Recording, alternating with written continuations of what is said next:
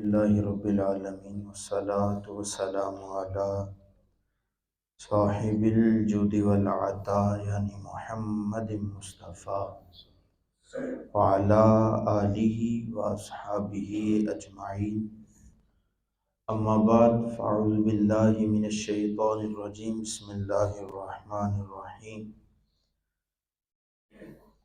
الف لام میم صاد کتاب انزل الیک فلا یکن فی صدرک حرج منہ لتنذر به وذکری للمؤمنین۔ حاضرین و سامعین کرام، بحمد اللہ تعالی سورۃ الانعام کا کل اختتام ہو چکا تھا۔ آج ہم سورۃ الاعراف شروع کرنے لگے ہیں۔ پہلے اس کا مختصر سا تعارف پیش کروں گا۔ سورۃ الاعراف کے بارے میں چند روایات پڑھنے کو ملتی ہیں، اور علماء کہتے ہیں اس کے نام میں اختلاف بھی ہے۔ بعد نے اسے اعراف کہا، انہوں نے کہا یہ عرف سے نکلا ہے جس کا مطلب ہے بلندی، اور بعد نے کہا اس کا نام المصابیح بھی ہے سورت کا نام، کیونکہ کچھ احادیث اس بات پر شاہد ہیں اور کچھ اس کے برخلاف ہیں۔ لہذا سیدہ عائشہ صدیقہ رضی اللہ تعالی عنہ آپ ارشاد فرماتی ہیں کہ حضور نے مغرب کی نماز میں سورۃ الاعراف کی تلاوت فرمائی، اور اس سورت کو دو حصوں میں تقسیم کیا۔ پہلی رکعت میں پہلا حصہ پڑھا اور دوسری رکعت میں دوسرا حصہ پڑھا۔ اب محدثین اسی آیت کو اور مفسرین اسی آیت کو دلیل بناتے ہیں، وہ کہتے ہیں چونکہ سیدہ عائشہ صدیقہ رضی اللہ تعالیٰ عنہ یہ وہ حضور کی محبوب بیوی ہیں جو حضور کے زیادہ قریب تھی، لہٰذا ہم سے تو صحابہ کہتے ہیں کہ اختلاف ہو سکتا ہے، نہیں کہ ہمیں سے تو غلطی لگ سکتی ہے، لیکن اگر وہ کوئی روایت بیان کرتی تھیں، صحابہ کو بتاتی تھیں، اس سے پہلے وہ حضور سے اس کی تصحیح فرما لیا کرتے تھے۔ سبحان اللہ، سبحان اللہ۔ لہٰذا اسی بات پر علماء کا اجماع ہے کہ اس کا نام سورۃ الاعراف ہی ہے۔ اب خالق کائنات نے اس سورت کو شروع میں ہی حروف مقطعات سے شروع کیا، فرمایا الف لام میم صاد۔ اب یہ حروف مقطعات ہیں، بعض علماء نے ان حروف مقطعات کے تراجم بھی کیے، ترجمے بھی کیے، لیکن مشہور اور صحیح قول یہی ہے کہ ان حروف مقطعات کا علم یا خدا جانتا ہے یا اس کا محبوب جانتا ہے، یہ ان کے درمیان راز کی باتیں، چونکہ جناب جبرائیل علیہ السلام جو حضور کی طرف وہی لے کے آئے تو حروف پہلی اگر کوئی دوسری آیات ہوتی تو حضور فرماتے جبرائیل مجھے اس کی وضاحت فرمائی جائے، لیکن جیسے ہی حروف مقطعات حضور کے سامنے پیش کیے جائے حضور فرماتے ٹھیک ہے میں سمجھ گیا ہوں، حضور فرماتے تھے میں سمجھ گیا ہوں، تم آگے چلو۔ لہٰذا یہ علماء کہتے ہیں کہ یہ اللہ اور اس کے رسول کے درمیان راز کی باتیں ہیں، لہٰذا یہی صحیح قول ہے، اور یہ قرآن کریم کا حسن بھی ہے، چونکہ قرآن میں کھلا اللہ تعالیٰ تبارک و تعالیٰ نے چیلنج کیا تھا اگر تم سچے ہو، مشرکین مکہ کو اور دشمنان اسلام کو، اگر تم سچے ہو تو اس کی مثل ایک چھوٹی صورت لے آؤ، ایک چھوٹی صورت۔ اب چونکہ وہ بڑی فصیح و بلیغ تھے، وہ خود کو عربی اور دوسرے لوگوں کو اعجمی کہتے تھے، اور اعجمی کا مطلب ہوتا ہے گنگا بہرا، گنگا، یعنی کہ خود کو وہ بڑے فصیح و بلیغ سمجھتے تھے، اور خود کو یعنی کہ کہتے تھے ہم جیسا کوئی کلام نہیں کر سکتا، ہم بڑا وسیع اور فصیح کلام کرتے ہیں، اور جو دوسرے لوگ ہیں وہ تو ہمارے سامنے گونگے ہیں، وہ تو ہمارے سامنے بولے تھے، اور حقیقتاً بات بھی یہی تھی۔ عربی جو زبان ہے بڑی فصیح ہے، اور آپ دیکھ لیجئے عربی زبان میں ہی جو شعر ہے اس کے 550 کے قریب نام ہیں، جو کہ کسی زبان میں بھی نہیں۔ اور وہ کیسے ہے؟ ہم دوسری زبانوں میں دیکھ لیں تو شیر کی حرکت، اگر وہ شکار کرنے کے لیے اٹھ رہا ہے تو اس کا نام شیر ہی ہم کہیں گے، اگر وہ کوئی اور عمل کر رہا ہے ہم اسے شیر ہی کہیں گے۔ لیکن عربی میں اس کی ایک ایک حرکت کے ساتھ ساتھ اس کا نام تبدیل ہوتا رہتا ہے، تو لہٰذا یہ بڑی فصیح و بلیغ اور بڑی وسیع زبان ہے۔ لیکن جب حضور پھر اس دنیا میں تشریف لائے، پھر وہ بڑے بڑے فصیح جب حضور بولتے تھے تو پھر وہ آپ کے آگے چپ کر جایا کرتے تھے، حضور کے آگے ان کی ایک نہ چلتی تھی۔ تو اسی بات کو سید اعلیٰ حضرت نے اپنے کلام میں لکھا، فرمایا تیرے آگے یوں ہی دبے لچے فصحاء عرب کے بڑے بڑے، کوئی جان منہ میں زبان نہیں بلکہ جسم میں جان ہے۔ سبحان اللہ، سبحان اللہ، سبحان کہا یا اللہ۔ رسول اللہ آپ کے سامنے بڑے بڑے فصیح دب کے رہتے ہیں، ہمیں تیرے آگے یوں ہی دبے لچے فصحاء عرب کے بڑے بڑے بڑے بڑے فصیح لوگ آپ کے آگے چپ رہتے تھے، دب کے رہتے تھے۔ فرمایا کوئی جان منہ میں زبان نہیں، دیکھنے والے کو یا رسول اللہ یوں لگتا ہے کہ ان کے منہ میں زبان ہی نہیں۔ فرمایا زبان تو درکنار، فرمایا نہیں بلکہ جسم میں جائیں نہیں، ان کے سامنے تو حضور آپ کے سامنے تو ان کے جسم میں جائیں بھی نہیں رہتی تھی۔ چونکہ آپ دیکھیں کسی بڑے عالم دین کے آگے کوئی میرے جیسا نکما شخص جائے گا، زبان تو اس کی کانپے گی ہی، اس کہتے ہیں جس روح نے ساتھ نہیں دینا کہ تو بیان کر کچھ۔ تو میرے آقا تو بڑے بڑے عالموں کے بھی عالم ہیں، سبحان اللہ، سبحان بڑے اللہ، بڑے سبحان اللہ، فصحاء سے بھی زیادہ فصیح میرے آقا کا سبحان اللہ، کلام ہے۔ سبحان اللہ، سبحان اللہ۔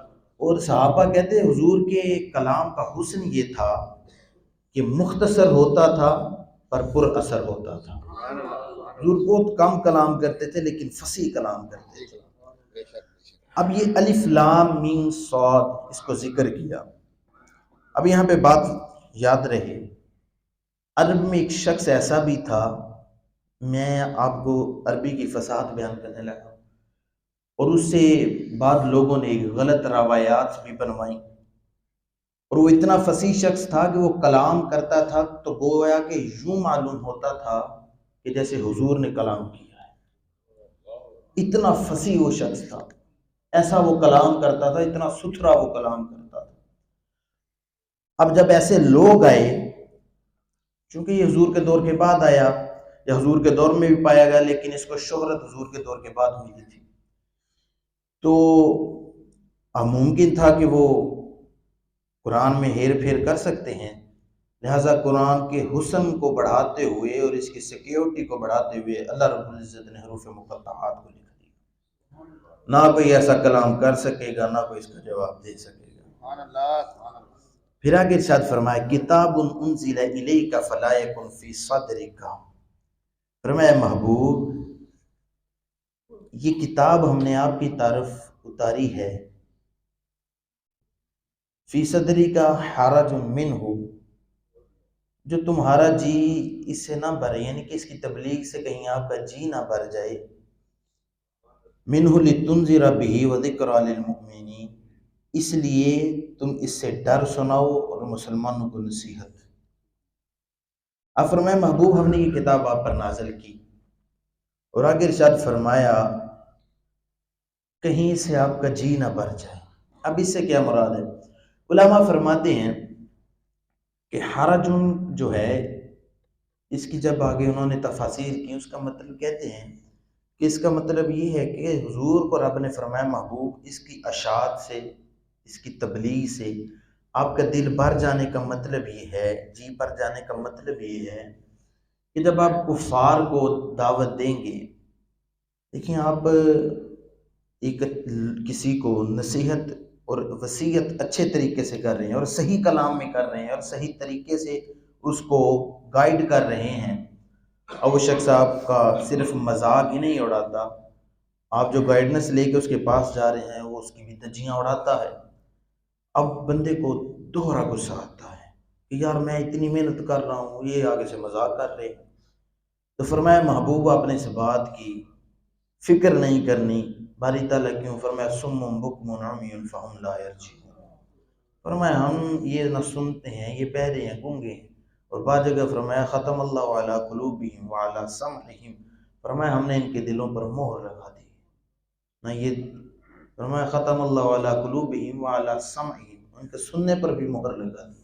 محبوب آپ بات تو کریں گے، نہ ان کے دل تک ہم اور یہ بات جائے گی، نہ یہ سنیں گے، کیونکہ یہ کفار تھے۔ اب منافقین کا ذکر آتا ہے احادیث میں، عبداللہ بن ابی کا ذکر ہے، کلام تو اس نے بھی سنا تھا، اب وہ لالچ میں تھا کہ حضور اپنے بعد خلافت مجھے عطا کریں، اس لیے اس نے اسلام قبول کیا، لیکن حضور اس کی نگاہ نبوت سے دیکھ، حضور نے فرمایا تجھے میں خلافت نہیں دوں گا، تو تو مرتد ہے۔ اب اسے غصہ ہے، اس نے نبوت کا دعویٰ کر دیا، اور یہ پہلا کذاب اور خنزیر تھا دوزخ کا جس نے حضور کے دور میں ہی نبوت کا اعلان کیا، اور اس کو واصل جہنم کرنے والی ذات جناب صدیق اکبر کی ہے۔ تو فرمایا محبوب ہم نے اس لیے آپ کو یہ بیان کر دیا کہیں آپ کا دل اٹھ نہ جائے اس کی تبلیغ سے، لہٰذا آپ اپنے کام میں لگے رہیے جو فرمایا، اور ان کو ڈر سنائیے۔ اب اس کا مقصد کیا تھا؟ فرمایا محبوب اگر آپ اس کی تبلیغ کریں گے، اس کی اشاعت کریں گے، لوگوں کو ڈرائیں گے اسی قرآن کے ذریعے، کیونکہ اس میں پچھلی امتوں کا سارا ذکر تھا، انہوں نے کیسے انبیاء کے فرامین کو جھٹلایا تو رب نے ان پر عذاب نازل کر دیا۔ فرمایا محبوب جب آپ اس کا ذکر کرو گے نا، اس ڈر کا، فرمایا ڈر سنا اور مسلمان کو نصیحت ہے، فرمایا جب آپ ڈر سنائیں گے تو مومنین خود آپ کی طرف مبذول ہو جائیں گے، آپ کی طرف آ جائیں گے، آپ کی طرف کھینچے چلے آئیں گے۔ فرمایا محبوب جب آپ، ظاہری بات ہے جب آپ ایک شخص کو، بچہ ہے نا، چھوٹا بچہ، اب وہ رات کو نہ سوئے تو ماں کیا کہتی ہے؟ سو جا، جن آ گیا ہے بلی، اب وہ بچہ دوڑ کے ماں کے ساتھ لپٹ جاتا ہے اور وہ اسی لپٹے لپٹے میں سو جاتا ہے، یعنی کہ وہ ڈر کی وجہ سے سوتا ہے اور ماں کی طرف لپک جاتا ہے۔ فرمایا محبوب جب آپ میرے اس قرآن سے پچھلی امتوں کا ڈر سنائیں گے، یہ آپ کی طرف آئیں گے اور اسی ڈر کی وجہ سے آپ سے اور اسلام سے منسلک رہیں گے، اسی میں انہیں ایمان میں موت آ جائے۔ سبحان اللہ، سبحان اللہ۔ پھر آگے فرمایا اتبعوا ما انزل الیکم من ربکم ولا تتبعوا من دونہ اولیاء قلیلا ما تذکرون، فرمایا لوگو اس پر چلو جو تمہاری طرف تمہارے رب کے پاس سے اترا، سبحان اللہ، سبحان اللہ۔ ولا تتبعوا من دونہ اولیاء، اور اسے چھوڑ کر اور حاکموں کے پیچھے نہ جاؤ، قلیلا ما تذکرون، بہت ہی کم سمجھتے ہیں۔ اب یہاں پر فرمایا اس پر چلو جو تمہارے رب نے تمہاری طرف سے اتارا۔ اب اس آیت مبارکہ سے وہ لوگ جو صرف یہ کہتے ہیں کہ ہمارے لیے قرآن کافی ہے، نہ حدیث چاہیے نہ سنت چاہیے، نہ فقہا کہ ہمیں احکامات چاہیے، اب وہ قرآن کو ہی کہتے ہیں کہ دیکھو قرآن کہہ رہا ہے، اسی کی طرف چلو تمہارے رب نے تمہاری طرف نازل کیا۔ اب یاد رکھیے وحی اور حدیث یہ دونوں حضور کی طرف نازل ہوتی تھی، وحی حضور لکھوا لیا کرتے تھے، اور جو حدیث ہوتی تھی حضور اس کو اپنے آسان الفاظ میں کہہ کے لوگوں تک پہنچا دیا کرتے تھے، اور جو بات پھر بھی صحابہ کو سمجھ میں نہ آتی یا کچھ ایسی باتیں ہوتی جو کہ پریکٹیکلی لوگوں کو سمجھ نہیں، اسے حضور نے اپنی زندگی میں کر کے بتا دیا اور وہ سنت بن گئی۔ تو فرمایا صرف قرآن کو ہی سمجھ لینے سے بندہ ہدایت یافتہ نہیں ہوتا، اس کی وجہ کیا ہے؟ قرآن نے لکھا کہ اسے بات پڑھنے والے گمراہ ہو جاتے ہیں اور بات صراط مستقیم سیدھے رستے پہ آ جاتے ہیں۔ اب سیدھے رستے پہ وہی آئیں گے جو محبوب کے فرامین کو پڑھیں گے، محبوب کی احادیث کو پڑھیں گے، محبوب کی اداؤں کو اپنائیں گے، چونکہ قرآن نے پاک میں یہ تو نہیں نہ بتایا گیا کہ نماز کی کتنی رکعات ہیں، نماز کو کس طرح پڑھنا ہے۔ ہاں یہ بات جگہ ہے کہ یہ بھی وقت ہے، اس وقت میں نماز پڑھو۔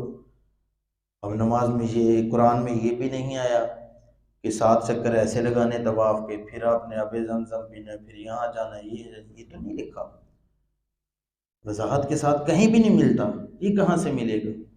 یہ قرآن تو ہمیں بتا نہیں رہا پھر ہمیں جب اس طرح کی چیزیں چاہیے تو پھر ہمیں محمد کی چوکھٹ پہ جانا پڑے سبحان اللہ سبحان اللہ اللہ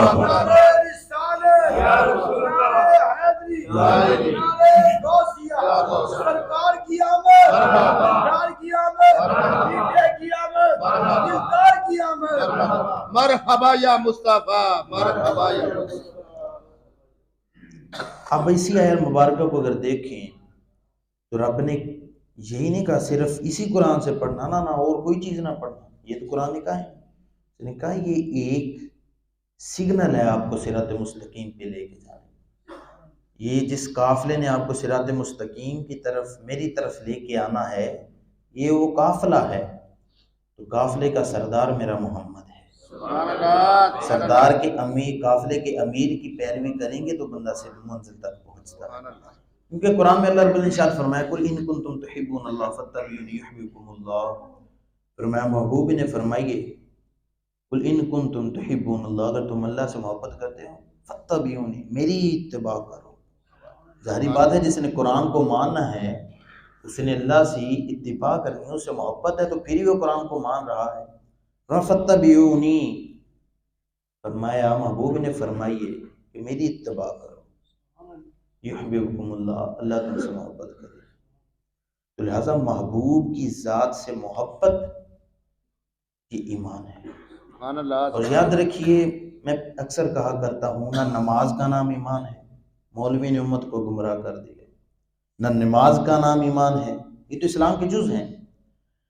نہ زکوٰۃ کا نام ایمان ہے، نہ حج و عمرہ کا نام ایمان ہے. ایمان ہے تو محمد کی جوتیوں کا نام، سبحان اللہ سبحان اللہ سبحان اللہ. مصطفیٰ کے نالین کا نام ایمان ہے. جو اس نالین کی نوکری کرتا ہے وہی ایمان والا ہوتا ہے. سبحان اللہ سبحان اللہ سبحان اللہ. ورنہ ایمان خود کو ایمان والے کہنے والے بہت ہیں لیکن چست اس وقت ہی آتی ہے جب رب بندے کو کہے یہ ایمان والا ہے، سبحان اللہ سبحان یہ اللہ. ایمان والا ہے. تو فرمایا ولا تتبعوا من دونه اولیاء، اور اسے چھوڑ کر اولیاء ولی سے نکلا ہے اپنے دوستوں کی اتباع نہ کرنا. کن دوستوں کی؟ چونکہ مشرکین مکہ جو تھے انہی میں سے اٹھ کے صحابہ نے اسلام قبول کیا تھا. فرمایا لہٰذا جو رب تمہیں حکم اور اس کا نبی جو تمہیں حکم دے رہے اس کی اتباع کرنا، اسی کی پیروی کرنا. فرمایا اور اپنے دوستوں کی پیروی ہرگز نہ کرنا، ہرگز نہ کرنا. اور اس کی وجہ ہے پھر یہ آیت جب اثر دکھاتی ہے تو کیا کیا منظر پیش آتے ہیں. دیکھیے جب کفار مکہ نے مسلمانوں کو مظالم زیادہ بڑھا دیا، ظلم کرنا زیادہ شروع کر دیا تو اب ہجرت کا حکم آیا. صحابہ فرماتے سارے صحابہ نے چھپ چھپ کر ہجرت کی. اب جب یہ کہا نا ولا تتبعوا من دونه اولیاء، اپنے دوستوں کی پیروی نہ کرنا. اب مزہ تب ہے کہ جس کی آپ پیروی کر رہے ہیں تو ڈنکے کی چوٹ پہ کریں، جس کی غلامی کر رہے ہیں ڈنکے کی چوٹ پہ کریں. لیکن شریعت اس بات کی بھی اجازت دیتی ہے اگر کوئی شخص آپ سے یہ کہہ دے کہ آپ کی میں جان لے لوں گا اور جان لینے کے قریب ہو، یعنی کہ اس کے ہاتھ میں ہتھیار ہو، کوئی چیز ہو جس سے وہ آپ کی جان لے سکتا ہے، اور وہ آپ سے یہ کہے کہ کہہ دو کہ اسلام غلط مذہب ہے، تو شریعت اس چیز کی اجازت دیتی ہے کہ آپ یہ بات کہہ سکتے ہیں اپنی جان بچانے کے. اب کفار مکہ کیونکہ وہ ظلم برداشت کرنے سے برداشت نہیں ہو رہا تھا جتنا وہ دن بدن بڑھ رہے تھے، تو محبوب کو یہ حکم ہے محبوب آپ ہجرت فرمائے. صحابہ فرماتے سب نے چھپ کر ہجرت کی سوائے ایک شخصیت کی. وہ تلوار لے کے صحن کعبہ میں آئے. اس نے کہا ہاں بھئی ابو جہل ابو لہب، اگر تم یہ چاہتے ہو یا کوئی بھی کافر یہ چاہتا ہے کہ ان کی بیویوں کو بیوہ کر دیا جائے، ان کے بچوں کو یتیم کر دیا جائے اور ان کو ان کی گردنیں اڑا دی جائیں، میں عمر بن خطاب ہجرت کرنے لگا، مجھے روک دو. سبحان اللہ سبحان اللہ سبحان اللہ. اب یہ غلامی ڈٹ کے کی ہے عمر فاروق نے. اور کئی جگہ یاد رکھیے اس چیز کا معترف، اس چیز کو ماننے والا جو میں روایت بیان کروں گا، جو بات بیان کروں گا، یہ کوئی مسلمان مومن نہیں ہے، عیسائی ہے، کافر ہے. اس نے کہا کاش عمر بن خطاب کو اتنی ہی عمر زیادہ مل جاتی جتنی ان کی ظاہری عمر تھی، اتنی عمر زیادہ مل جاتی یا ایک عمر بن عبد العزیز اور آ جاتا جنہیں عمر خطاب ثانی کہا جاتا ہے، عمر ثانی کہا جاتا ہے، فرمایا اگر وہ اس جیسی ایک شخصیت اور آ جاتی تو کہتے اسلام میں کوئی بھی کافر نہ رہتا، پوری دنیا میں کوئی کافر نہ رہتا، واہ واہ واہ، دنیا کے ہر کونے سے ایک ہی صدا آ رہی ہوتی، حی علی الصلاۃ۔ حی علی الصلاۃ، حی علی الصلاۃ۔ اب یہ جو اختلاف کرتے ہیں جناب عمر فاروق کی ذات میں، ان کے لیے کہنے کی ایک تماچا ہے، یہ تو کسی سنی بریلوی یا دیوبندی یا کسی مسئلے کے شخص نے تو نہیں کہا، کسی مسلمان نے بھی نہیں کہا، یہ تو ایک عیسائی کہہ رہا ہے۔ لہٰذا یہ وہ شخصیات ہیں جنہوں نے ڈٹ کر اور صحیح معنوں میں حضور کے ساتھ وفا کی، یہ وہ شخصیات واہ ہیں۔ واہ واہ، سبحان تو اللہ۔ فرمایا اپنے دوستوں کی اتباع نہ کرنا، قلیلا ما تذکرون، اور اس بات کو تھوڑے سمجھتے ہیں۔ جیسے ہم کوئی راز کی بات کرتے ہیں نا، ہم کہیں گے یار کوئی یار ہو نا ہمارا سمجھنے والا، ہم اشارے میں بات کریں وہ سمجھ جاتا ہے۔ لوگ کہتے ہیں یار کیا بات کی، اس نے کہا جس کو میں نے سمجھانا تھا وہ سمجھ چکا۔ سمجھ گیا۔ رب نے بھی یہ اشارہ ہے، قلیلا ما تذکرون، بہت تھوڑے سمجھتے ہیں۔ میں جو میری باتیں ہیں نا یہ تھوڑی سمجھتے ہیں، اور وہ مومن ہیں مصطفیٰ کی اتباع کرنے۔ تو اللہ تبارک و تعالیٰ کی بارگاہ میں دعا ہے اللہ رب العزت ہمیں صحیح معنوں میں محبوب کریم علیہ السلام کی غلامی کرنے کی توفیق عطا فرمائے۔ آمین ثم آمین۔ وما علینا الا البلاغ۔